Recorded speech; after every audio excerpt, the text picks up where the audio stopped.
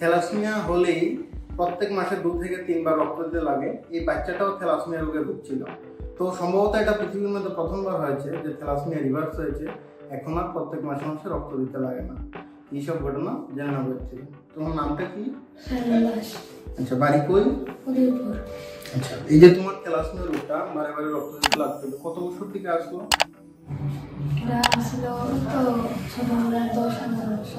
আচ্ছা, মাসে কতটুকু রক্ত লাগতো? কতবার রক্ত দিতে লাগতো? 1 থেকে 2 বার। রক্ত নেওয়ার পরে কোনো সমস্যা হইতো না?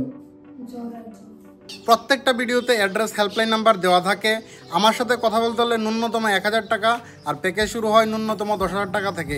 তো 200 টাকা 500 টাকা দিয়ে ডাক্তার দেখানোর মানসিকতার লোকেরা আমাদের হেল্পলাইন সেন্টারে ফোন করে রিপ্রেজেন্টেটিভের সময় মোটেও নষ্ট করবেন না।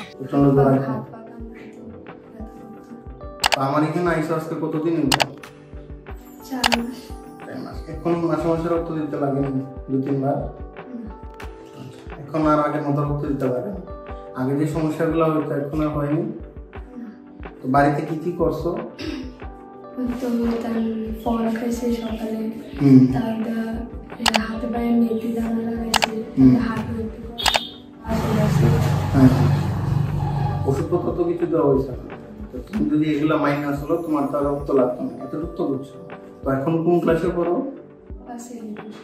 11-এ পড়া অবস্থাতে এতটুকু বুঝ আছে যে আমি যদি মাইনাস হলি তাহলে আমার রক্ত লাগতো না, যদি না মাইনাস হলে আবার এটা হতে পারে। ঠিক আছে? তো এটাই কথা, থ্যালাসেমিয়া কেউ রিভার্স করা সম্ভব। আমি রিফ্লেক্সোলজিস্ট প্রসন্ন দাস সেটা করে দেখিয়েছি এবং এটা সত্যি বাস্তব। যাদের এগুলো অবৈধ মনে হয় কোর্টে আসবেন, সপ্তাহ অবশ্যই যাচাই হয়ে যাবে।